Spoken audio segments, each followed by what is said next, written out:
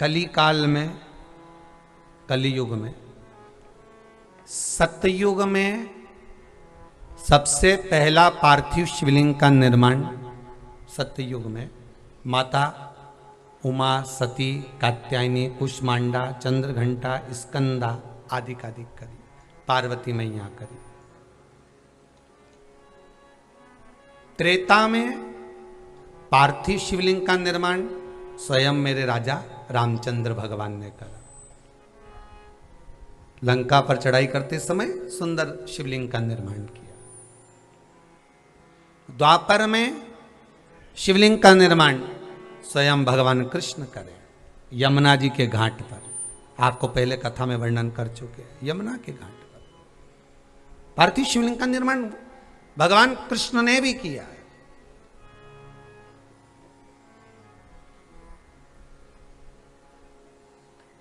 ब्रजमंडल में जाओ, भूतेश्वर, चकलेश्वर, गोपेश्वर, आप यहां ना जाएं तो उसका कोई सुख थोड़ी ना है।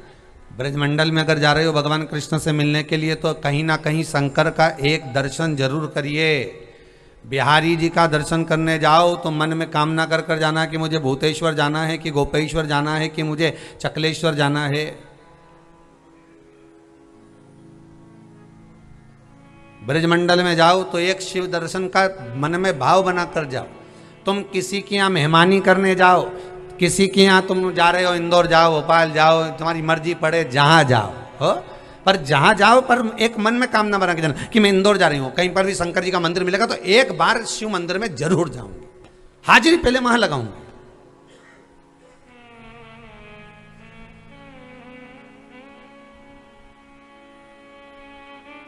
छोरा देखने जाओ, छोरी देखने जाओ, जिस गांव में छोरा छोरी देखने जाओ पहले वहां के शंकर जी के पास जाओ। तुम्हारे यहाँ आए हैं, गांव की छोरी को देखने आए हैं, लड़की का नाम ये है, ये इसका गोत्र है, इसका पिताजी का नाम ये है, दादाजी का नाम जानते नहीं क्योंकि तुम हो, इसी गांव के हो नहीं, तुम हो, और माताजी का नाम ये है। छोरे को साथ में लेकर आए हैं। हमारे लिए अच्छा हो, लड़के के लिए अच्छा हो, श्रेष्ठ हो तो पक्का कर देना। अगर नी जमे कि छोरे के लिए अच्छा नहीं है और भले कितनी भी अच्छी हो पर अच्छा नहीं है छोरे के लिए, तो हाथ जोड़ के निवेदन है यही समाप्त। अब पक्का कौन करेगा? अब बोलो कौन पक्का करेगा? शंकर। कैंसिल भी कौन करेगा? शंकर। अब अपने को टेंशन नहीं लेना, अब सौंप दिया इस जीवन का सब भार तुम्हारे हाथों। अब अपने को टेंशन नहीं लेना, अब अपने को विचार नहीं करना है, अब अपने को बिल्कुल विचार कर कर नहीं चलना, छोड़ दिया।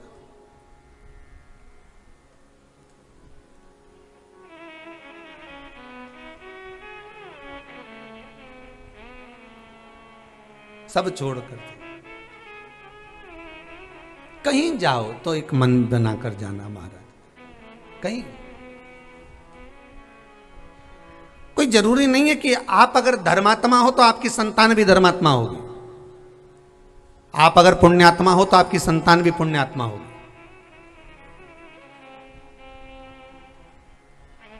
कई लोग कह देते हैं इनके पिताजी इतने बड़े दानी थे महाराज, क्या दान पुण्य करते थे, क्या भजन करते थे, क्या उनकी भक्ति में डूबे रहते थे, क्या जोरदार। तो हमने कहा औलाद, तो क्या औलाद का क्या किया, दिन भर दुकान उन पे बैठा रहे, गप्पे मारता रहे, और बेचारा बाप दिन भर काम धंधा करता, कार्य करता, भजन करता, शाम को फ्री होता, कथा सत्संग में चले जाता, और औलाद दिन भर गप्पा मारे, दिन भर। क्या ये जो कथा चल रही है ना शिव महापुराण की, कोई आपसे पूछ सकता है, कभी भी प्रश्न करने वाले आपसे प्रश्न कर सकते हैं कि सतयुग में तो माता सती ने, उमा ने, कात्यायनी ने, कुष्मांडा ने, पार्वती जी ने पार्थिव शिवलिंग बनाया था, त्रेता में राम जी ने बनाया था, द्वापर में कृष्ण जी ने बनाया था, कलयुग में किसने बनाया? सबसे पहला पार्थिव शिवलिंग का निर्माण इस कलिकाल में किसने आकर करा?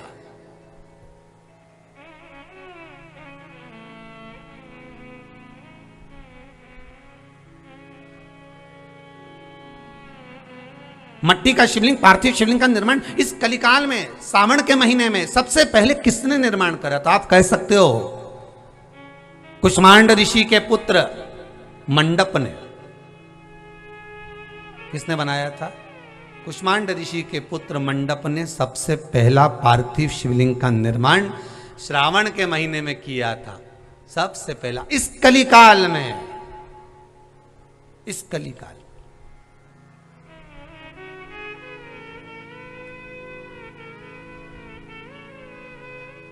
पर गुरुदेव अभी तो आप कथा में कह रहे कि कोई जरूरी है कि पिता अगर धर्मात्मा होगा तो पुत्र धर्मात्मा होगा, पिता पुण्यात्मा होगा तो पुत्र भी पुण्यात्मा होगा? कोई जरूरी है कि पिताजी ड्राइविंग करते हैं तो बेटा भी ड्राइवर बनेगा? नहीं। पिता डॉक्टर हैं तो कोई जरूरी है कि बेटा भी डॉक्टर बनेगा? और पिता के हाथ में जो जश होगा, अगर डॉक्टर बन भी गया और पिता जैसा इलाज करता है, लिख कर दे देता है तुरंत और आराम लग जाता है, तो क्या जरूरी है कि बेटे के हाथ में भी उतना जश होगा?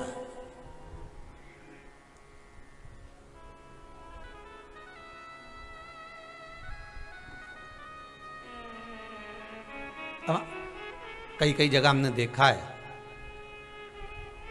तो वो कहते हैं महाराज जी ये इनकी जो क्लिनिक है ना, यहां पर जो डॉक्टर साहब बैठते थे, इनके पिताजी जो बैठते थे ना, अरे गुरुदेव पिताजी तो केवल हाथ देखते थे और दवाई लिख के दे देते थे और तुरंत आराम लग जाए। अब पिताजी कहाँ चले गए? तो क्या तो चले गए, छोरा है तो फिर अब दवाई तो वही है गुरुदेव, पर समझ में नहीं आए कि छोरा भी देखे पर आराम लगता है, पर बहुत बाद में, पर इसकी तो एक दवाई तुरंत आराम, समझ में नहीं आता।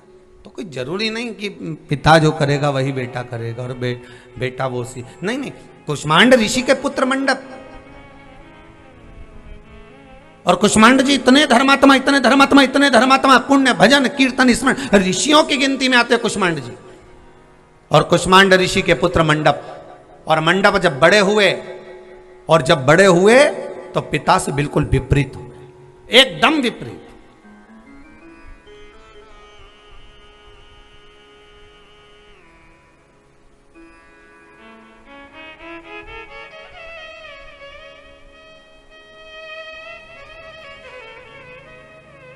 विपरीत हो गए।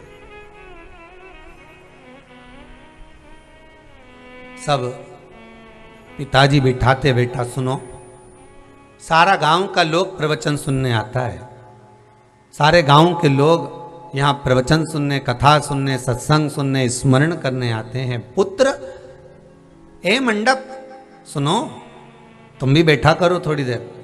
अब मंडप जैसे ही कथा सुनने बैठा, पिताजी ने कथा चालू करी और मंडप ने देखा कि पिताजी ने आंखें बंद कर कर जो बोलना चालू करा तो मंडप बीच में से गायब हो गया।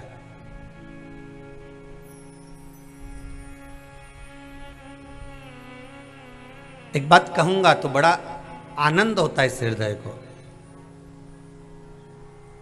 एक सहज भाषा में कहूं आपको कि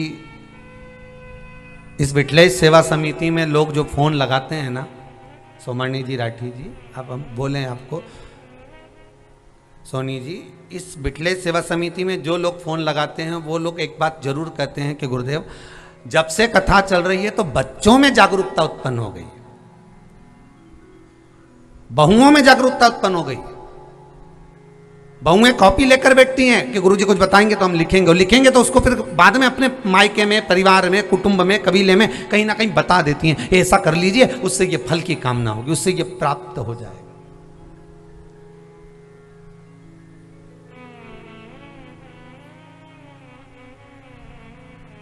अगर दादी कथा देखने में देरी करते तो बच्चे रिमोट ला कर दे देते हैं, अरे दादी कथा चालू हो गई होगी, शिवर वाला महाराज आ गया होगा, कथा चल रही है शिव पुराण की कथा, चालू कर लीजिए। ये बच्चों में जो जागरूकता जागी है, बच्चों में जो प्रेम जागा है, जागरूकता जो प्रकट हुई है, जब जागरूकता सम्मुख में आई है, ऐसी जागरूकता देखने में नहीं मिली कभी।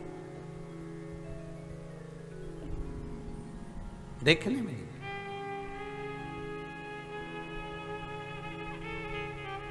मोबाइल पर, फेसबुक पर, यूट्यूब पर शिव महापुराण की चर्चा, थोड़ी सी कथा चालू हुई और इन्होंने देखना, भले कुछ भी कर रहे हैं, गाड़ी चला रहे हैं, दुकान पे बैठे हैं, ऑफिस में बैठे हैं, काम कर रहे हैं, पर अपनी चित्तवृत्ति लगा कर रखे हैं।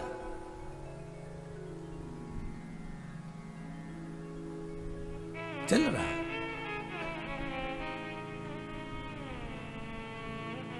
अब कुष्मांड ऋषि के पुत्र मंडप भग जाते, चले जाते, गए, इतने उद्दंडी हो गए, इतने उद्दंडी हो गए कि सारे गलत काम में डूब गए।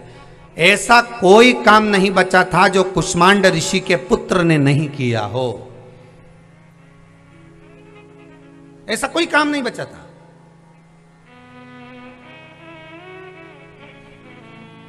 कोई जुआ खेल रहा है, वहां जाकर बैठ गए मंडप, उस जुए में मंडप भी शामिल हो।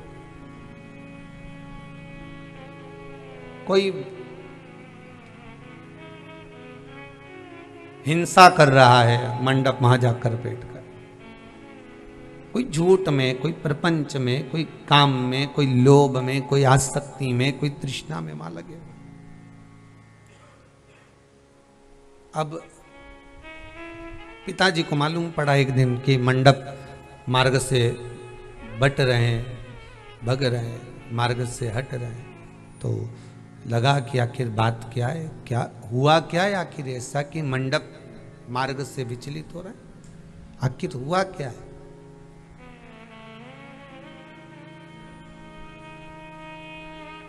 पिताजी ने बुलाया मंडप को, कुष्मांड ऋषि ने, मंडप इधर आओ। हाँ पिताजी, क्या आज्ञा है, बोलिए। मंडप, जब प्रवचन चालू होता है, कथा चालू होती है, सत्संग चालू होता है, तो तू कहां भग जाता है, तू कहां चले जाता है।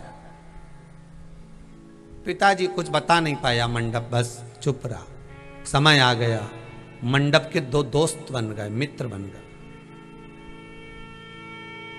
एक नादीप, दूसरा पठार। एक नादीप, दूसरा पठार। पठार और नादीप दो मित्र बन गए, और दोनों मित्रों ने देखा कि अब ये मंडप हमको मिल गया है, कुष्मांड ऋषि का पुत्र है और बड़ा ज्ञानी है, पर ये जुआ खेलता है, सारा बेकार काम करता है, पर एक काम नहीं करता है, ये चोरी नहीं करता है, तो क्यों ना एक काम करा जाए कि इसको अपने साथ चोरी में लगा लिया जाए।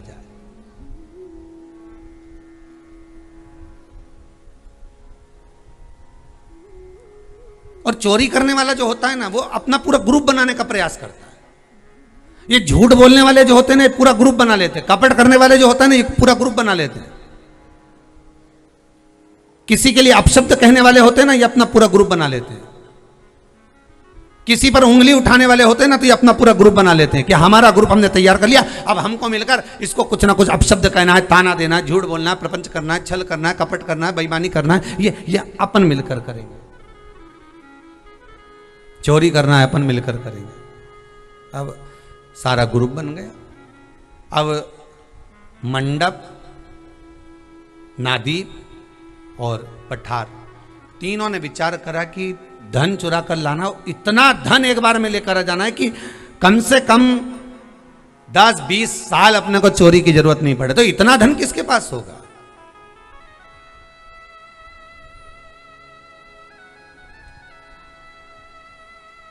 अगर इतना धन होगा तो होगा किसके पास?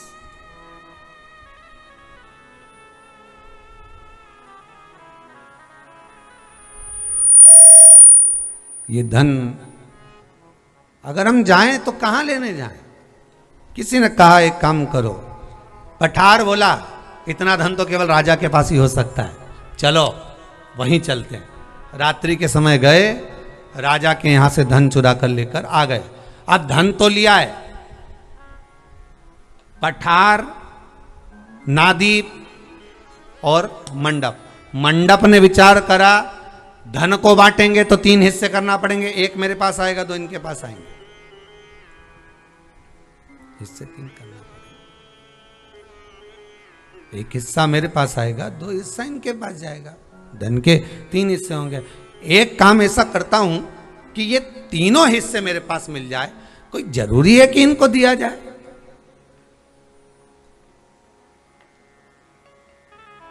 कोई जरूरी है इनको दें हम हिस्सा? गरुड़ पुराण में एक बहुत सुंदर बात लिखी है। किसी का मिठाई का डब्बा है, बहुत बहुत समझ में, बहुत ध्यान से सुनना महाराज। किसी का मिठाई का डब्बा है, किसी का टिफिन रखा है भोजन का, किसी का कोई पदार्थ रखा हुआ है, किसी का कोई सामान रखा हुआ है। जब तक वो अपने हाथ से ना दे दे, जब तक वो अपनी आज्ञा ना दे दे, तब तक उसकी वस्तु का भोग नहीं करना।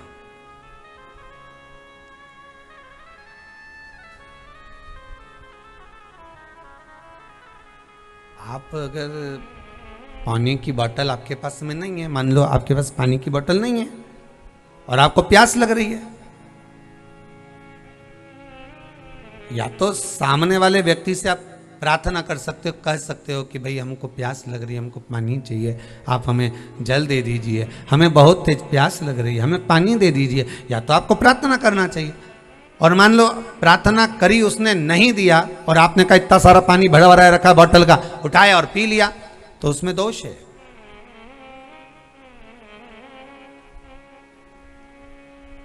किसी को दिए बिना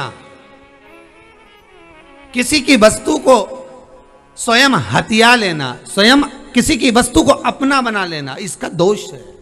94 नरकों में से एक नरक व्यक्ति को भोगना पड़ता है। 94 नरकों में से एक नरक मनुष्य को भोगना है। इन 94 नरकों में से एक जगह उसको जाना पड़े, भोग है, उसको भोगना है। अब पाप और पुण्य दोनों बड़े विचित्र हैं, बहुत ध्यान दीजिएगा महाराज। शक्कर कौन कौन ने खाई है? जितने लोग आस्था चैनल पर कथा सुन रहे हो, शक्कर कभी तो खाई होगी। अब शक्कर अंधेरे में खाओगे तो स्वाद अलग आएगा क्या? अरे बोलो तो जम क्या है? नहीं। और अगर लाइट जलाकर खाओगे तो, उजाला कर कर खाओगे तो स्वाद अलग आएगा? नहीं। शक्कर चाहे अंधेरे में खा लो चाहे उजाले में खा लो, शक्कर मीठी ही लगेगी, खारी नहीं हो जाएगी, नमक नहीं डल जाएगा उसमें, मिर्ची नहीं डल जाएगी उसमें, मसाला नहीं डल जाएगा। शक्कर वही है, तुम अंधेरे में खाओ चाहे उजाले में खाओ। उसी तरह शिव महापुराण की कथा कहती है, व्यक्ति के अच्छे कर्म बुरे कर्म, अगर अच्छा कर्म वो उजाले में कर रहा है चाहे अंधेरे में कर रहा है, उसका कर्म का लेख उसके भाग्य में लिख दिया जाता है। और बेकार कर रहा है तो बेकार लिख दिया जाता है।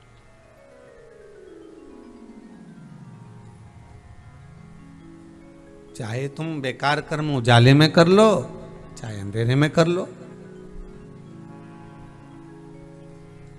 लाइट बंद है, मैं चोरी कर लेता हूं। लाइट बंद है, मैं थोड़ा सामान चुरा लेता हूं, मैं थोड़ा सामान अपनी जेब में रख लेता हूं। अंधेरा हो गया, किसी का मोबाइल उठाकर रख लिया। अब तुमने सोचा लाइट बंद थी, तुमने विचार करा कि लाइट बंद है, तो कहीं ने देखा ही नहीं होगा, कोई ने ध्यान नहीं दिया होगा। पर चाहे बेकार कर्म तुम अंधेरे में करो चाहे उजाले में करो, चाहे दिन में करो चाहे रात में करो, अच्छा कर्म चाहे तुम अंधेरे में करो चाहे उजाले में करो, शक्कर अपना असर नहीं छोड़ती। उसी तरह किया गया कर्म अपना असर नहीं छोड़ता। मत बुरे कर्म कर बंदे, मत बुरे कर्म कर बंदे, वरना पछताएगा। भगवान की आंखों से तू बच नहीं पाएगा, तू बच नहीं पाएगा। अरे ओ अज्ञानी मत कर नादानी। कुछ अच्छा करने का विचार अंधेरे में हो उजाले में हो, सत्कर्म ये नहीं कि डोंडी पीट कर करना पड़ रहा है, ये नहीं कि आपको कह कर करना पड़ रहा है, आप डोंडी पीट कर रहे हैं।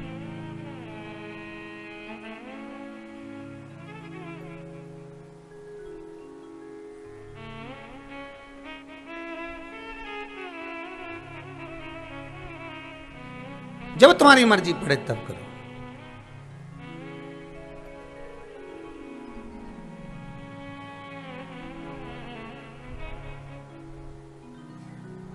बस ये चित्त वृत्ति परमात्मा में लगे।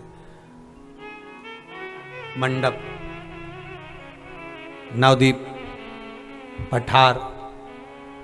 पठार और नवदीप का जो धन था, मंडप ने उसको अपना कर लिया। अब देने को तैयार नहीं,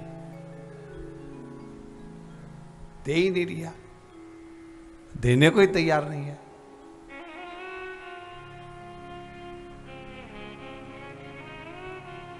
बहुत सोच समझकर खाना, किसी का धन, किसी की संपदा। एक बहुत सुंदर चरित्र पहले कथा में कहा था, आज फिर कहते हैं, ध्यान में आएगा आपको ध्यान में आ जाएगा। बहुत पहले का चरित्र है, बहुत पहले का। एक किसान का विवाह हुआ, पत्नी आ गई, एक बेटा हुआ, पत्नी मर गई, शांत हो गई।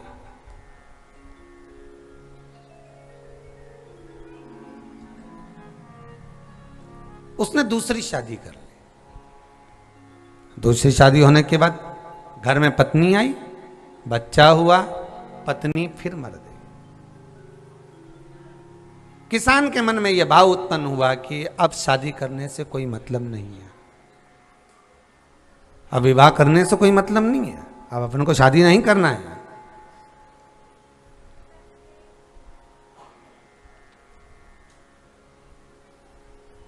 दोनों बच्चों को उसने पाल पोस कर बड़ा किया।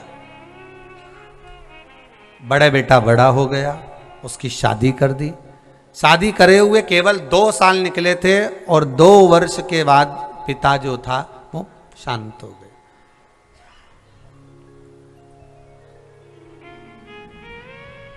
पिता शांत हो गए। जब पिता शांत हो गए, बहू घर में थी, देवर थोड़ा सा कोई बीमारी आ गई, रोग आ गया, बीमार पड़ गया।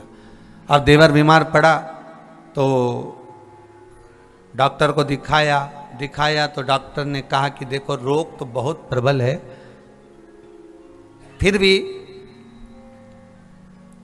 खर्चा करो थोड़ा सा तो हो सकता है कि बच जाए। अब इन्होंने खर्च करा, पैसा खूब लगाया, खर्च भी खूब करा। खर्च करने के बाद पत्नी को लगा कि इतना खर्चा करने के बाद भी ये ठीक नहीं हो रहा, एक काम करो, डॉक्टर जी से बात करो, डॉक्टर साहब से कहो कि अब इसको बचा कर करेंगे भी क्या, और कौन सा तुम्हारा सगा है,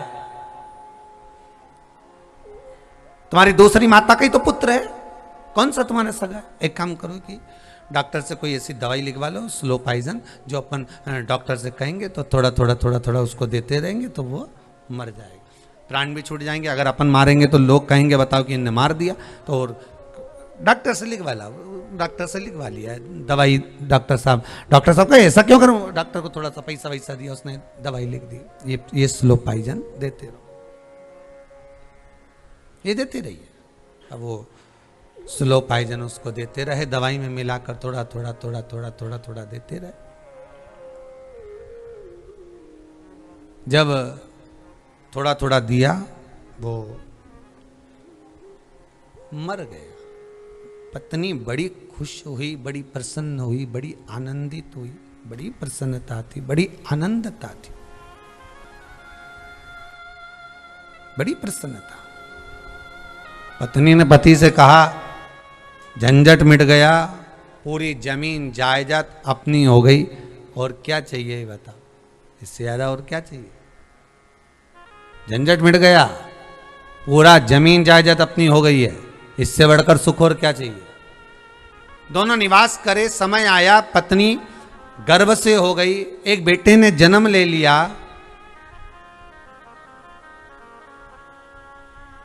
बेटा बड़ा हो गया, शादी हो गई, बहू घर में आ गई, 6 महीने हुए, बेटा बीमार पड़ गया, उसको भी रोग हो गया।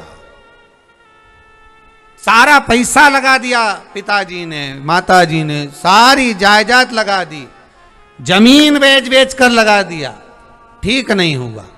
बाप आज फूट फूट कर रो रहा था, ऐसा मैंने क्या करा जो तू इतना बीमारी में पड़ा हुआ है और ठीक नहीं हो पा रहा है, ऐसा मैंने क्या कर दिया, ऐसा मैंने क्या कर दिया।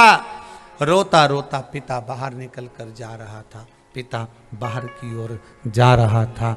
इतने में जो पड़ा हुआ पुत्र था वो रोते रोते कहता है, भैया अपने हिस्से का मैंने अपने ऊपर खर्च करवा लिया। बाप आकर बेटे के सिर पर हाथ रखकर बोला, बेटे के सिर पर हाथ रखकर बोला, बाप पिता बेटे के सिर पर हाथ रखकर कहता है, बेटा मैं तेरा भाई नहीं, मैं तेरा पिता हूं। मैं तेरा भाई नहीं, मैं तेरा पिता हूं। वो पड़ा हुआ बेटा कहता है, कौन पिता, कौन से संबंध, कौन से नाते, कौन से रिश्ते, कौन सा कुटुंब, कौन सा कबीला, कौन से नाते, कौन से रिश्ते, कौन सा कुटुंब।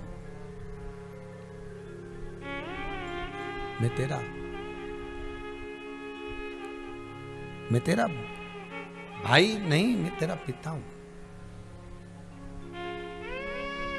पिता, उसने कहा कोई पिता नहीं, पूर्व में मैं तुम्हारी सौतेली माता का पुत्र, तुम्हारा भाई, तुमने मुझे स्लो पॉइजन देकर मार दिया जमीन जायदाद के लिए, वो जायदाद तुमने रख भी ली, तुम्हें तुम्हारा पुत्र बनकर आ गया और अपना हिस्सा अपने ऊपर खर्च करा कर जा रहा हूं।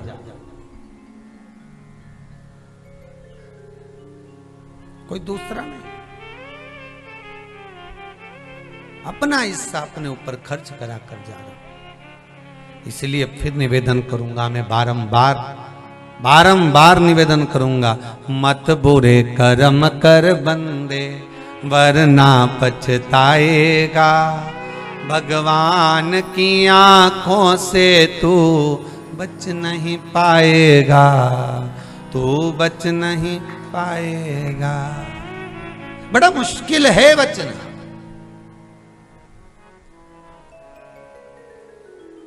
बड़ा मुश्किल। अच्छा कर्म करोगे अच्छा मिल जाएगा। कुष्मांड ऋषि को लगा कि मंडप और मंडप के दोनों मित्रों ने मिलकर धन एकत्रित करा, चोरी करी, पैसा इकट्ठा कर लाए, धन एकत्रित कर लाए, चोरी कर लाए। और मंडप ने विचार करा कि इनको मैं दूंगा नहीं और अपना कर रख लूंगा। और मंडप ने नवदीप और पठार दोनों का धन रख लिया, नवदीप और पठार दोनों का धन रख लिया।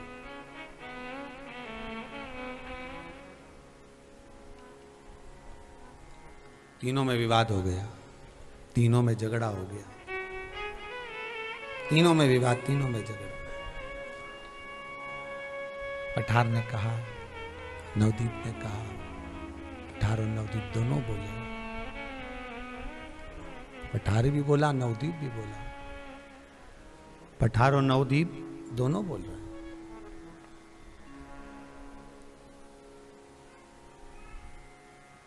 पठार नवदीप दोनों बोल रहे हैं कि ये हमारा धन तूने रख लिया, ये श्रेष्ठ नहीं है,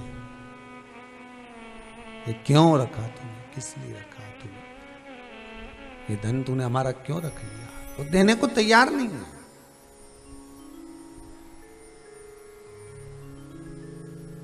मंडप जो चोरी का धन था उसको लेकर गया और चोरी के धन को ले जाकर मंडप ने, चोरी के धन को ले जाकर मंडप ने वैश्या के पास में रख दिया, वैश्या से हेत कर लिया, वैश्या के पास में रखा। और वैश्या से स्नेह। एक बात मैं आज के बच्चों को कहना चाहूंगा, नवयुवक टीम को कहना चाहूंगा, धन जब बढ़ता है, रुपया जब बढ़ता है, धन जब बढ़ता है, पैसा जब बढ़ता है, सत्ता वैभव जब बढ़ता है, धन जब बढ़ता है, तो 3 मित्र आपके बन जाते हैं, ताली, थाली और प्याली। प्रशंसा करने वाले, होटल में खिलाने वाले और मदिरा पिलाने वाले, ये 3 बढ़ जाते हैं।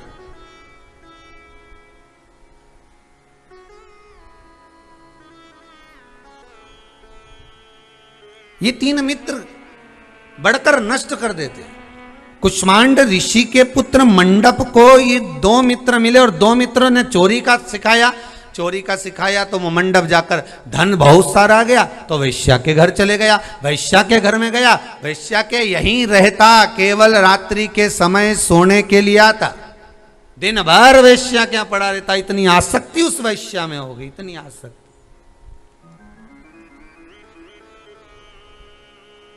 और इतनी आसक्ति उस वेश्या में हो गई कि चित्त एक क्षण के लिए, 1 मिनट के लिए, पल के लिए, 1 घड़ी के लिए नहीं रह रहा। इतनी आसक्ति हो गई। अब तो कुष्मांड अब केवल रात्रि को आता है और रात्रि को कुष्मांड ऋषि मंडप को देखते हैं। कुष्मांड ऋषि मंडप को देखते हैं और कुष्मांड ऋषि ने जब मंडप को देखा और देखकर पूछा, बेटा रात्रि में तुम आते हो, केवल दिन भर गायब रहते हो, कहाँ जाते हो, क्या हुआ तुमको, क्या बात है, क्या हुआ, क्या है तुमको? कहा कुछ नहीं पिताजी, बस ऐसे ही। एक दिन वेश्या के यहां पर पलंग पर लेटा हुआ था। आज रात्रि को पिता के घर नहीं गया है मंडप। आज कुष्मांड ऋषि का पुत्र घर नहीं आया। रात्रि को बस पलंग पर सो रहा था। आधी रात को इसको प्यास लगी।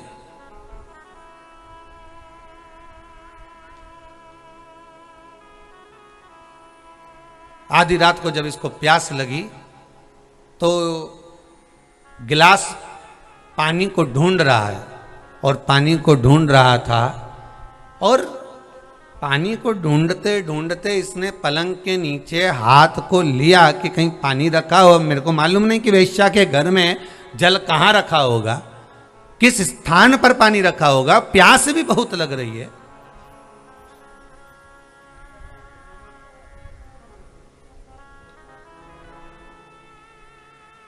ना जाने जल कहां रखा होगा, ढूंढ रहा है।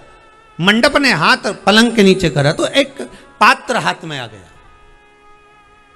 एक पात्र हाथ में आया और पात्र जब हाथ में आया तो उसने उस पात्र को देखा तो उसको लगा कि इसमें पानी ही भरा होगा, गिलास में जल ही होगा, गिलास में पानी ही होगा। गिलास उठाया,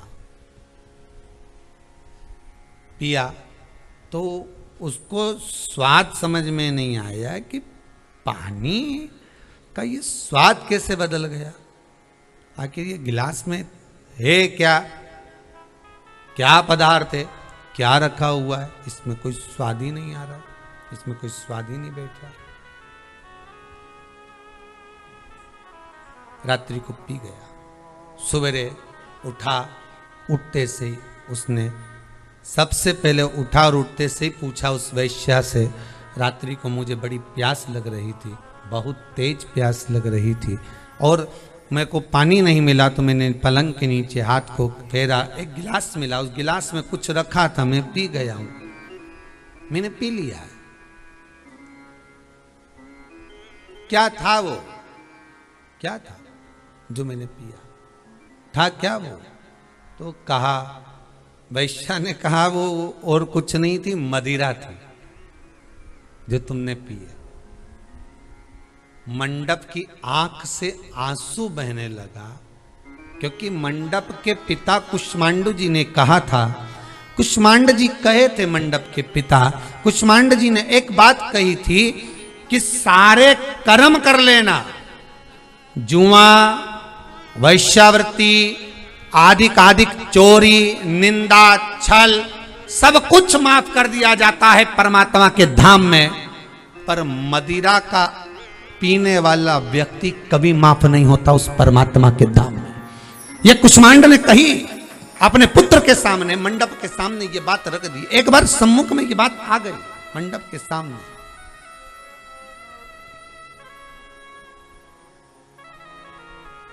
बड़ा आज के जमाने में लोगों को बड़ी फैशन लगती है, बड़ी फैशन। ये बड़े बड़े जो लोग होते हैं ना, इनको बड़ा फैशन लगता है। बताओ, हमारे वो मित्र दोस्तों पार्टी कर रहे हैं, बैठ रहे हैं, एंजॉय कर रहे हैं, तो करो नहीं है एंजॉय, पार्टी भी करो, पर जरूरी है कि मदिरा का पान करो? कहा कौन सा जरूरी कि मदिरा का पान करो? मदिरा का पान करो।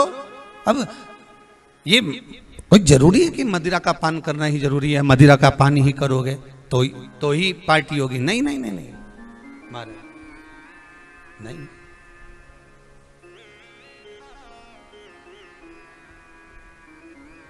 हम तो कहेंगे, आप अगर स्वीकार करें तो अच्छा है, ना करें तो आपकी मर्जी। हम तो कहेंगे, सारी पार्टियां होती है ना, तो एक पार्टी और कर लो कि हमारी किटी पार्टी में अगर हम किटी पार्टी करने बैठेंगे और किटी पार्टी किसी भी फ्रेंड के घर पर हो, किसी भी सहेली के घर पर हो, किसी भी सखी के घर पर हो, या हम सावन की शेर करने जा रहे हैं, हम पिकनिक करने जा रहे हैं, हम कहीं होटल में जा रहे हैं, हम कहीं पार्टी में जा रहे हैं, ये आपके ऊपर है। आपके विचार में आना चाहिए कि आप अगर किटी पार्टी कर रहे हो, कोई फंक्शन कर रहे हो, कोई चीज धारण कर रहे हो, तो आपके भीतर ये भाव जागृत होना चाहिए। आपके भीतर ये भाव जागृत हो कि हम अगर किटी पार्टी कर रहे हैं तो सबसे पहला काम हम एक करेंगे।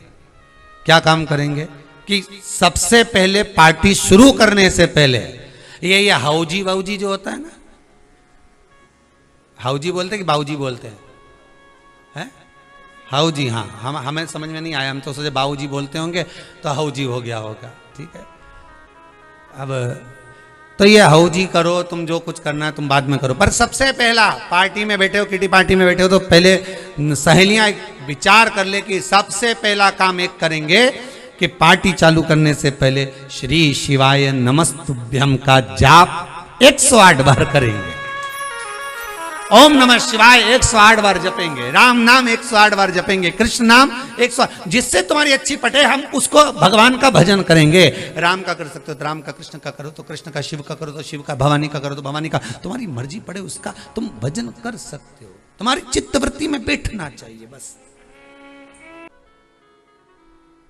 कई लोग कहते हैं भगवान मेरी झोली में इतना धन दे दे, इतना धन दे दे कि मैं भगवान की कथा, भगवान का पूजन, भजन, अभिषेक, स्मरण खूब कराऊं। मना नहीं, पर भगवान मुझे दे तो मैं दान करूं, मैं पुण्य करूं, मैं सत्कर्म करूं। जैसे तुम सोच रहे हो ना कि भगवान तुम्हें दे तो तुम दान करो, पुण्य करो, सत्संग करो, संकीर्तन करो, भजन करो, तो भगवान भी कई बार सोच के बैठ जाता है कि तू पहले भजन करे, दान करे तो मैं लक्ष्मी भेज, नहीं तो काय भेज। कभी कभी अपन भी तो सोचते हैं कि मेरा ये काम होगा तो मैं कुबेरेश्वर महादेव जाऊंगी, भले शंकर जी नहीं बैठे पर उस भूमि पर जाऊंगी।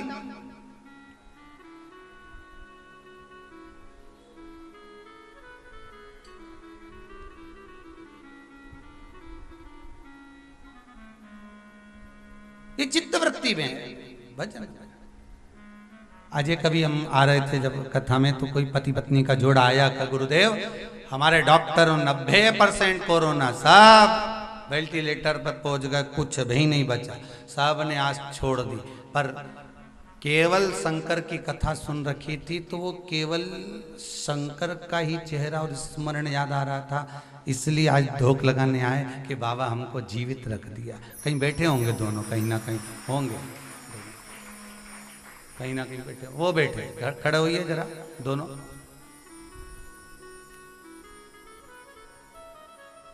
दोनों 90% कोरोना था गुरुदेव, और सब ने आस छोड़ दी, बचा ही नहीं कुछ संसार था। आस पर चित्तवृत्ति में शिव था, बैठो बैठो, चित्तवृत्ति में शंकर था, वो लिया। फिर कहूंगा डॉक्टर अपना काम करें, और डॉक्टर से बड़ा भी एक डॉक्टर मेरा देव अधिदेव महादेव महाकाल बैठा है। वो काल अधिपति है, वो काल को जीतने वाला है। जब सारे दरवाजे बंद हो जाएं, दुनिया के सारे द्वार तुम्हारे लिए बंद हो जाएं, लगने लगे कि अब कहीं काम नहीं हो रहा, तब आखिरी में एक बार शंकर की शरण जरूर जाना सा। फिर निवेदन करूंगा, मृत्यु लोक का देव अधिदेव महादेव इस मृत्यु लोक का देव है। वैकुंठ के देवता भगवान विष्णु, ब्रह्मलोक के देवता भगवान ब्रह्मा, पर मृत्यु लोक का अगर कोई देव है तो वो महादेव है। इसलिए भगवान विष्णु को पुकारो, मना नहीं। भगवान ब्रह्मा का भजन करो, मना नहीं है।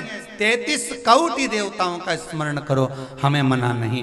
पर आखिरी में जब सब दूर से हार जाओ, किसी अन्य धर्म में ना जाइएगा।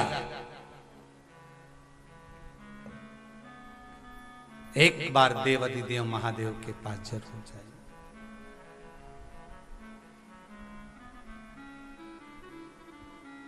और उससे जाकर निवेदन जरूर कर कि भोला सब दुख काटो ओ भोला सब दुख। एक बार उसके पास जाकर निवेदन जरूर करना, उसके पास जाकर प्रार्थना जरूर करना कि मेरे जीवन का सारा दुख काट दीजिए, बस इतनी कृपा कर दो। और जाना पड़ेगा, बाल कटाना है तो नाई की दुकान पर, दुख काटना है तो परमात्मा की दुकान पर, भगवान के द्वार पर जाना पड़ेगा। बाल काटना है तो नाई की दुकान पर जाइए, और दुख को काटना है तो परमात्मा के द्वार जाइए। दुख कट,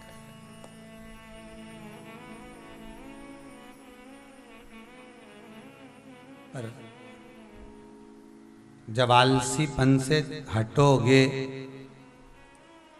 तब ही तो परमात्मा के पास पहुंचोगे। यही 1 बजे से 4 बजे तक तुम्हारा सोने का समय, और ऊपर से फंस गया सियोर वाला महाराज। 1 बजे से 4 और कथा।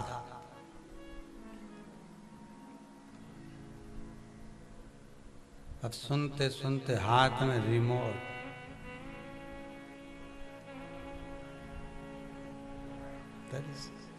छोटा सा पोता घर पास में आके बोला, दादी ऐसी ऐसी क्यों कर रही है? दादी बोली, भगवान भागरिया तो बुला रही। अब वही 1 बजे से 4 बजे तक तुम्हारा सोने का समय, उसी समय पर वो शिव पुराण की कथा। कल कोई बोल रहा था, गुरुजी ये 2 बजे की कथा को तुमने 1 बजे क्यों कर दिया? तो हम क्या करें, ये आस्था वाले जाने।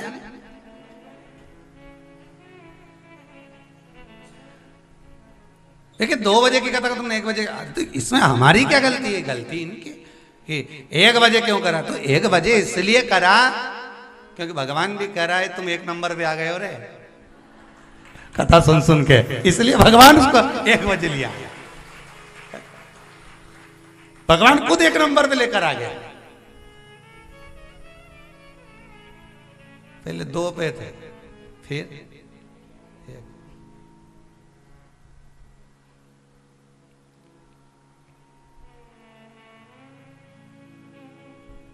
अब इधर 12, बड़ी विचित्र समय है वो 12 बजे। राम जी आए तो जम के तो बोलो 12 बजे। भगवान कृष्ण आए तो परशुराम अवतार हुआ 12, बराह अवतार 12, नरसिंह अवतार शाम के 6 बजे। जितने ज्यादा से ज्यादा भगवान के अवतार हुए सब 12 बजे। किसी ने पूछ लिया कि राम जी से कि प्रभु ये भगवान, किसी ने पूछा कि ये भगवान कृष्ण 12 बजे क्यों आए, राम जी 12 बजे क्यों आए? तो किसी के मुख से निकल गया कि हो सकता है रावण की और कृष्ण भगवान तुरंत, जो रावण है वो और कंस है वो, हो सकता है भगवान को उसकी 12 बजाना हो। इसलिए आया। पर ऐसा प्रसंग नहीं है। 12 का जो आंकड़ा है ना, एक के पीछे 2 लगा है। कितना लगा है? एक के पीछे 2। 1 और 2 को प्लस कर दो तो कितना हो गया? ब्रह्मा विष्णु महेश 3। 2 में से 1 माइनस कर दो तो कितना हो गया? 1। अर्थात 1 है, उसी में राम है, उसी में कृष्ण है, उसी में ब्रह्मा, उसी में विष्णु, उसी में शिव है। जब भगवान शंकर का अभिषेक करते हैं तो 3 चरण की टेकी पर एक एक बूंद पानी टपकता रहता है। वो 3 चरण ब्रह्मा विष्णु महेश, एक एक बूंद पानी जो गिर रहा है वो दिखा रहा है कि हम तीनों एक हैं। हमें भेद नहीं है। भेद संसार की दृष्टि में जो हमने भेद कर लिया। संसार के लोग भेद करते हैं, ये राम वाला, ये कृष्ण वाला, ये शिव वाला, ये भवानी वाला, ये दत्त वाला, ये वो वाला। नहीं नहीं, अपने भेद नहीं करना। अपने तो एक। कोई तुमसे पूछे तुम कौन सा वाला, तो कहते हम तो महादेव वाला। तो क्या महादेव वाला मतलब? तो कहना जिसमें 33 कोटि देवता एक साथ समाये हों। मतलब ये नहीं है कि हम शंकर, हम तो राम जी के मंदिर भी जाएं तो खूब प्रेम से प्रसाद पाके आए। हम कृष्ण के मंदिर भी जाते हैं तो भगवान का प्रसाद लेते हैं। हम शिव मंदिर में भी जाते हैं तो भगवान का प्रसाद लेते हैं। हम ये नहीं कहते कि हम शंकर मंदिर का प्रसाद नहीं लेंगे, हम इस मंदिर का प्रसाद नहीं लेंगे, हम वहां नहीं जाए। भगवान की कथा में जहां अच्छा मिल जाए वहां चले जाओ, जहां अच्छा भगवत तत्व अच्छा प्राप्त होना। अरे सीधी सीधी बात है।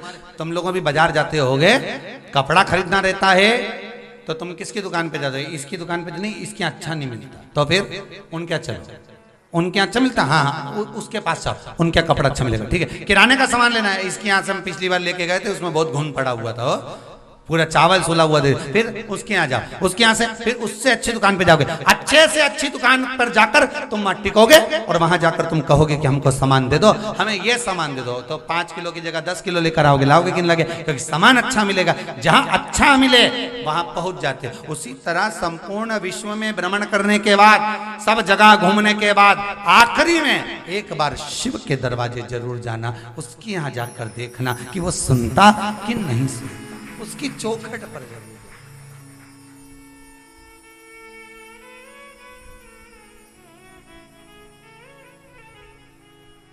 वो सुने ना सुने, वो उसके पास है। तुम जाकर बोलो तो दरबार में भोले बाबा के दुख दर्द मिटाए, दुनिया के सताए लोग यहाँ सीने से लगाए। उसके दरबार में जाकर कहो तो, एक बार प्रार्थना तो करो, बोलो तो।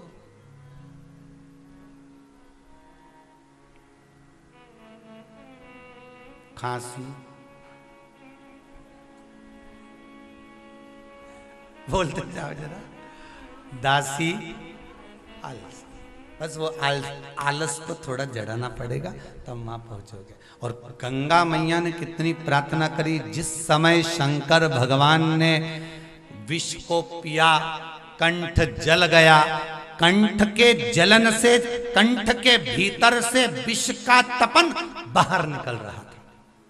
और गंगा कहाँ है शिव जी के? जम के बोलो, मस्तक। मस्तक से निकलकर कहाँ जा रही है? बहती बहती बहती बहती शिव के चरणारविंद से। कहाँ से गई? अब तुम डब्बा भर के पानी डालोगे तो डायरेक्ट पैर पे गिरता है क्या? अरे बोलो तो जम के, नहीं। कहाँ जाएगा? जैसे हमारे केश रहते हैं, बाल रहते हैं, हमारी जो जटाएं रहती हैं, वो धीरे धीरे धीरे धीरे धीरे धीरे, उसी तरह गंगा जी कहाँ से चली? सिर पे से चलकर भगवान के कंठ से होती हुई नीचे की ओर जब जाने लगी, भगवान के चरणारविंद की ओर जब पहुंचने लगी, भगवान के चरणों में जब जा रही है, जैसे ही चरणारविंद में पहुंच चुकी है, तब शिव ने देखा कि जो मैंने विष पिया है, उस विष का जो ताप है वो गंगा के जल में जा रहा है।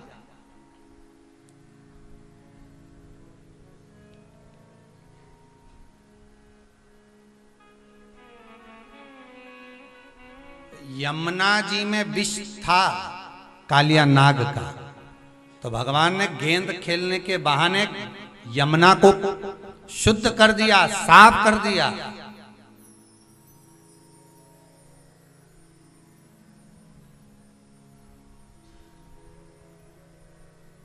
और कहीं का होता ना तो कह देता यमुना जी में बहुत सारा विष पड़ा हुआ है, कालिया नाग का विष बहुत है, जाना मत ही कोई भी। अब लोग क्या करने लगते, धीरे धीरे वहां कोई नहीं जाए तो कचरा पटकने लगे, और विष ही तो पड़ा है, अच्छा है डालते जाओ। जो प्लाट पर मकान नहीं बनता उस प्लाट पे लोग कचरा ही डालते हैं।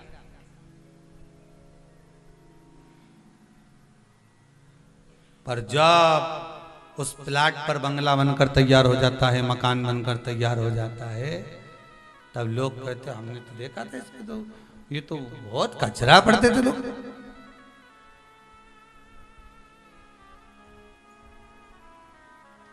कितना कचरा पटकते थे यहाँ, क्या जोरदार महल बनाया, क्या जोरदार हो बताओ। फिर लोगों ने कह दिया घोड़ा का भी दिन फिर गया, यहाँ तो कचरा पड़ा रहता था, कितना जोरदार और कितना दिन फेरा भगवान ने, क्या जोरदार। तो बस यमुना को भगवान ने शुद्ध करा, क्यों? क्योंकि यमुना के जल में कालिया नाग का विष पहुंच गया।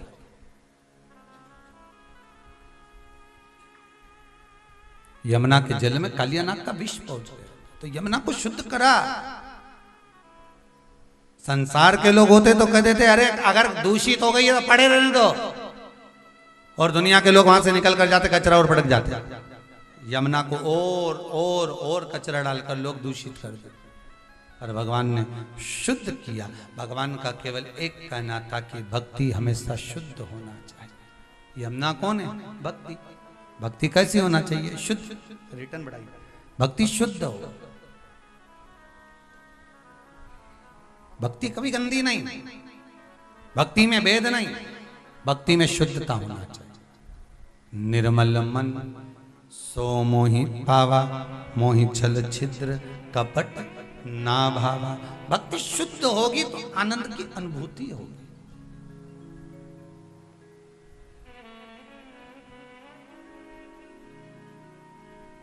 राम जी वन में गए, मेरे सीताराम सरकार, मेरे राघव जी जब वन में गए तो सबसे पहले शबरी अम्बा के दरवाजे पर जाकर उन्होंने यही कहा, ठीक है, शबरी अम्बा के दरवाजे पर जाकर यही कहा कि प्रथम भक्ति संतन कर संगा, दूसरी रति मम कथा प्रसंगा। श्री राम जय राम जय जय राम, श्री राम जय राम जय जय राम, श्री राम जय राम जय जय राम, श्री राम जय राम जय जय राम, श्री राम जय राम जय जय राम, श्री राम जय राम जय जय राम, जय जय जय राम, श्री राम जय राम जय जय राम। भगवान की भक्ति में अगर एक बार व्यक्ति डूब गया और सत्संग संत की शरण आ गई, और वो भक्ति का जो सुख होगा उसके आगे कोई सुख नहीं। कोई तन दुखी, कोई मन दुखी, कोई धन बिन रहत उदास, तुलसी आ संसार में सुखी राम का दास। संसार में एक ही सुखी है जो भगवान की चरणों में बैठ गया, भगवान की शरणागति में बैठ गया, भगवान की भक्ति में बैठ गया, शिव महापुराण के अंदर कथा श्रवण करने बैठ गया, चित्त वृत्ति लगाकर भगवान से जो जुड़ गया, इस आत्मा चित्त मन वृत्ति से समझ लो वो भगवान का हो गया। एक कथा कही थी, शंकर जी के मंदिर में जाके केवल हाथ रखकर घंटी बजाकर कहता था भोले। किसी ने पूछ लिया ये चिल्लाकर क्यों चले जाता है, मंदिर के अंदर क्यों नहीं जाता? हाजिरी लगा रहा हूं, बस उतना भो, हाजिरी दिल से,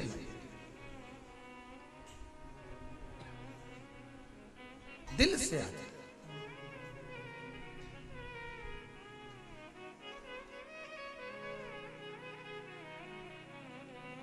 मन से भगवान को रिझाओ। गंगा का जल, गंगा का वो जल भगवान के गले के उस विष की तपन से निकल कर जा रहा है। शंकर जी को समझ में आ गया कि ये जल जहरीला हो गया।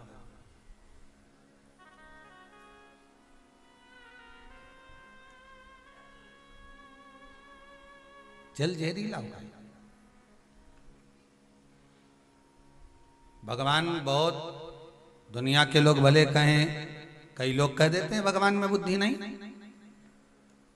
कहने वाले तो कह देते हैं। एक व्यक्ति ने कह दिया भगवान में तो बिल्कुल विवेक नहीं है। क्या विवेक नहीं है बताओ?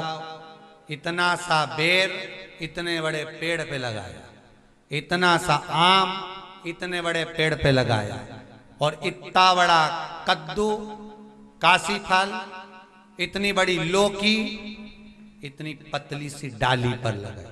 अगर भगवान को कद्दू लगाना था तो बड़े पेड़ पे लगा देता, लौकी लगाना थी तो बड़े पेड़ पे लगा देता। अब इतनी बड़ी लौकी और लगाई इतनी पतली सी डाली पर, इतना बड़ा कद्दू लगाया इतनी पतली सी डाली पर। भगवान ने भी एक दिन नारियल के पेड़ के नीचे बैठा था जिसने किया था, और ऊपर से टपक गया एक नारियल। नारियल तो नीचे आया, ये ऊपर पहुंच गया। अब भगवान के सामने जाकर खड़ा हो गया। भगवान ने पूछा इसको क्यों लिया है? यमराज से बोला इसको क्यों लाए? ये तो भगवान में भेद देखता था कि भगवान ने गलत किया।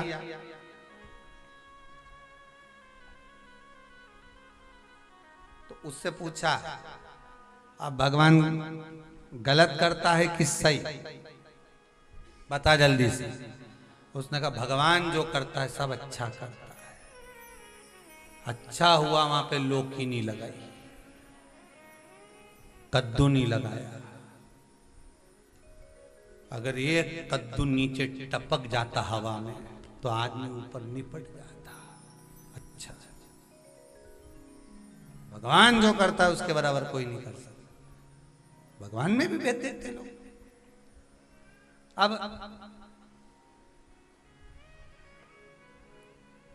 यमुना का जल शुद्ध किया मेरे कृष्ण ने। सरयू मैया का जल अगर शुद्ध करा तो मेरे राघव ने, मेरे राम जी।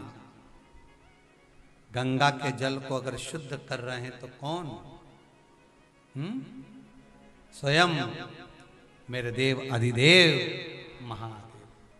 ये यमुना के जल में स्वयं भगवान कालिया नाग को नाथने के लिए जल के अंदर कूद गए थे। क्या कारण था? भगवान को यमुना जी के जल में जाने की क्या जरूरत थी? चाहते तो कालिया नाग को तो पूंछ पकड़कर खींच के लेकर आते और भगा देते उसको, पछाड़ देते उसको। पर भगवान ने कहा नहीं नहीं नहीं, भक्ति के अंदर प्रवेश करो। यमुना क्या है? भक्ति।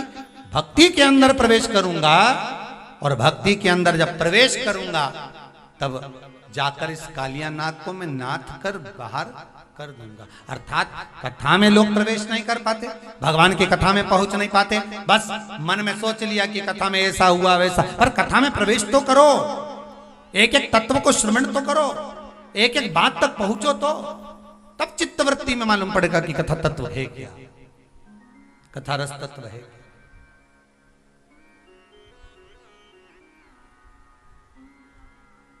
और कौन बता सकता है कि कथा में रस क्या होता है? जिसने गुड़ खाया होगा, जिसने गुलाब जामुन खाई होगी, वही तो बताएगा कि गुलाब जामुन और गुड़ में कितना स्वाद है। और कहीं कहीं का व्यक्ति ऐसा रे कि किसी की आवाज नहीं हो, वाणी नहीं हो, कोई गूंगा हो, और उसको गुड़ खिला दो और उसको गुलाब जामुन ने रसगुल्ला खिलाकर उससे पूछो साहब कैसा है, तो इशारा करके बोल तो देगा, हे कैसा। तो तुमने खाया कि नहीं खाया? 4 निपटा दिया। है कैसा बता पाएगा? नहीं। कौन बताएगा? जिसकी वाणी होगी, जिसने खाया होगा। या तुम गुलाब जामुन खाओ और तुम्हारे पड़ोसी से पूछो खाती खाती कैसी है, और गुलाब जामुन तुम खाओ और पड़ोसी से पूछो कि कैसी है, बनी कैसी है बताओ तुम। तो पड़ोसी कहेगा एक तो मुंडा में दी थी, सब खाती जा रही और कहेगी कैसी बनी। अरे एक आध खिलाओ तो हम बताएं कि कैसी। अब वो प्लेट में रखी है, तुम पूरी निपटाते जा रहे हो, पड़ोसी से कह रहे कैसी बनी है साहब, अच्छी तो बनी है ना। अब पड़ोसी मन में सोच रहा पूरी तो खागा, और हमसे कह रखे। तो ये शिव पुराण भी ऐसी है, जिसने खाया, जिसने पाया, जिसने इस अमृत को पिया, वही बता सकता है कि शिव महापुराण का रस तत्व है क्या। जो खाया ही नहीं है उसको कैसे मालूम पड़ेगा कि इसमें है क्या, क्या है इसमें। कई लोग कह देते हैं, अपनी सास से कहते हैं, बहुओं से कहते हैं, क्या ये पागल जैसे काम करती थी। कई बार पति भी कह देते हैं, रात हुई नहीं मोबाइल लेके बैठ गई, नहीं कथा सुनती रही। जब देखो जब वो सियोर वाला महाराज की कथा सुनती रहे, क्या सुनती रहे दिन भर। अब इनके कौन बताए कि गुलाब जामुन का स्वाद क्या है, या तो खाए तो मालूम पड़ जाए। और जिसने पड़ोसी भी जब पति रात्रि के सोए तो थोड़ी बहुत कथा वो भी सुन ले, जब कथा सुन ले तो उसके भी लग जाए फिर कि गुलाब जामुन में स्वाद तो है। तो उसके भी मन में आया कि अब ला जरा प्लेट तो सरकार जरा मेरे को दे। और उन्हें भी फिर हाथ का मोबाइल इनके दे दिया, ले तुम भी सुनो भेरू, सुनो तो क्या मोबाइल लिया, और इसने मोबाइल हाथ में लिया। और जो ये सुनने पड़ा तो अब जगदम्बा तो सो गई, पर थोड़ी सी और सुन लो। अब पत्नी कह रही सो जाओ, 11:30 बज रही, गुलाब जामुन खा गया। अब स्वाद, अब इसके स्वाद लगा तो ऐसा स्वाद लगा, नहीं तो डब्बा ही ले गया घर, दुकान। अब दुकान पे डब्बा ले गया तो वहां डब्बा लगा दिया उसने, सब सुनो जिससे बन सके। तो सब लोग कह भी रहे क्यों पागल मागल हो गया क्या, ये क्या करे बताओ। यहाँ हमारे यहाँ वो सीहोर में खजांची लेन में जावे सो तो वहां पर एक ज्ञान चाट वाले की दुकान, वो रोज शाम के वहां लगा दे वो कथा। तो चाट खाएं कि ये खाएं, तो के गुलाब जामुन स्वाद निपटाओ।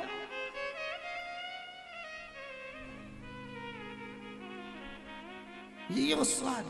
अरे बिन पिए नशा हो जाता है, जो शंभु शंभु गाता है। ये शंकर का एक अड़भंग नशा, एक अड़भंग नशा।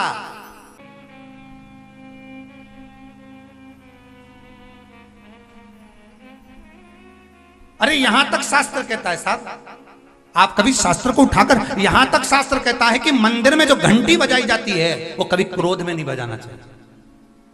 मंदिर में अगर घंटी का नाद कर रहे हो, घंटी को बजा रहे हो तो क्रोध में नहीं, चिढ़कर नहीं। दुनिया के लोगों को ये नहीं कि मैं बहुत तेज बजाऊंगा, नहीं नहीं। दुनिया के यहां तक घर में भी जो घंटी बजाई जाती है उसका नाद परमात्मा को रिझाने का होना चाहिए, क्रोध नहीं। पड़ोसी को जगाने के लिए नहीं, दूसरों को जगाने के लिए नहीं, चिड़चिड़ कर कर नहीं, क्रोध कर कर नहीं, किसी से छुड़ा कर नहीं। कोई रस्सी नहीं छोड़ रहा तो उसे छुड़ा कर नहीं, नहीं नहीं। शिव महापुराण की कथा तो यहां तक कहती है कि अगर घंटी का नाद आपने करा है, भले धीरे से करा, प्रेम से करा, तो भगवान उसको श्रवण कर कर फल प्रदान करता है। और तुम तो सोचो कि मैं ही सबसे बड़ी भगत ने लिया पल्लू, बजा। भगवान भी सोचे कहां से आ गई, भगवान जाने कहां से पहुंची, कहा आई।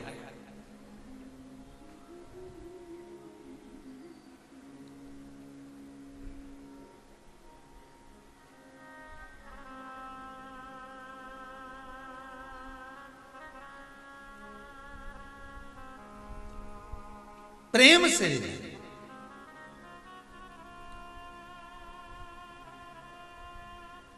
एक आप लोगों ने कहावत सुनी होगी, थोड़ा सा कहावत क्या कह सकते हैं, बोल भाषा में लोग कहते हैं हमारी तो दिमाग की घंटी बज गई। बोल भाषा में लोग कहते कि नहीं कहते, उसका कारण क्या है? क्या कारण है? मतलब किसी ने अपशब्द कहा, ताने दिए, आड़ा टेढ़ा बोला, कोई संबोधन ऐसा कर दिया जिससे आपकी चित्तवृत्ति में बात बैठ गई, आपको अच्छा नहीं लग रहा, आपको श्रेष्ठ नहीं लग रहा। कितना सुंदर कहा है विष्णु पुराण के अंतर्गत की गरुण घंटी का अगर नाद भी किया जाए तो भगवान को रिझाने के लिए किया जाए, ये नहीं कि तुम जम जम के बजाए जा रहे, बजाए जा रहे, बजाए जा रहे हो बजा। भगवान भी मन में सोच रहे हो 7 बजने वाली है। एक ये साउंड वाले भैया मान लो ये आए और ये भवानी वाले साउंड वाले ये इतना तेज स्पीकर चालू कर दें, इतना तेज कर दें तो तुम लोग हाथ दबाओगे नहीं दबाओ, कानों पर हाथ रखोगे ना? और वही अगर प्रेमवश आनंदवश अगर चलाएंगे तो आप लोगों को हाथ रखने की जरूरत पड़ेगी क्या? नहीं, मतलब आपको अच्छा लगेगा। उसी तरह अगर मंदिर में जाकर घंटी का नाद अगर आप कर रहे हो, प्रेम से कर रहे हो, धीरे से कर रहे हो, आराम से कर रहे हो, तो भगवान उसको स्वीकार करता है। और जिसने अहम में, अहंकार में, क्रोध में चिड़चिड़ होकर रस्सी छुड़ाकर किसी का हाथ हटाकर तुम बजाना और देव बजा, भगवान भी सोचे कहां से आ गई, भगवान काहे पहुंचे, क्यों?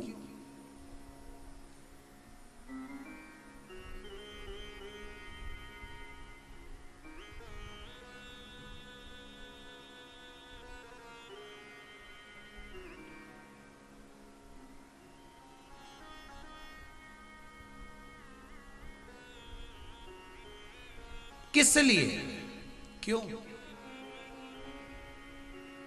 एक व्यक्ति ने प्रश्न किया था, गुरुदेव सीजर के बिना कोई आता नहीं है, वेंटिलेटर के बिना कोई जाता नहीं है। आज के जमाने में आदमी मरता है तो वेंटिलेटर पटक देता है, अकेला पड़ा रहता है, अकेला। इसके लिए आप कुछ कहेंगे? हमने कहा दुनिया के लोग मंदिर में भगवान को अकेला कर दिए हैं, आरती करने वाला अकेला पंडित खड़ा रहता है, एक बटन दबाते हैं, मशीन चालू हो जाती है, मशीन बजती रहती है, अकेले पंडित जी आरती करते रहते हैं। पहले भी कथा में कहा, फिर कहते हैं सारे तीर्थों में नहीं जा सकते, कोई बात नहीं, पड़ोस में कोई मंदिर हो, देवालय हो, कम से कम जब आरती हो 5-7 मिनट खड़े रहकर भगवान का अनुमोदन तो कर सकते हो, स्मरण तो कर सकते हो। भगवान की आरती को भी लोगों ने मशीन पर कर दिया, इसलिए भगवान ने भी तुम्हें आखिरी समय पे मशीन पर कर दिया। अंतिम समय पर भगवान भी तुम्हारे लिए मशीन लगा दिया। आरती के समय आप भी मशीन लगा देते, भगवान ने कहा तेरे लिए भी मशीन नहीं। 2 क्षण भगवान का भजन करो, आदि भले 1 घंटा 2 घंटा आपको आरती नहीं करना, मत करो, पर थोड़ी सी करो, पर भगवान को रिझाने के लिए करो, भगवान को मनाने के लिए करो, जो मन में आए उसके अनुकूल करो। भगवान मंत्र से, साधना से जितना नहीं रिझता उतना आपके हृदय से रिझ जाता। निर्मल मन सो मोहि मनस।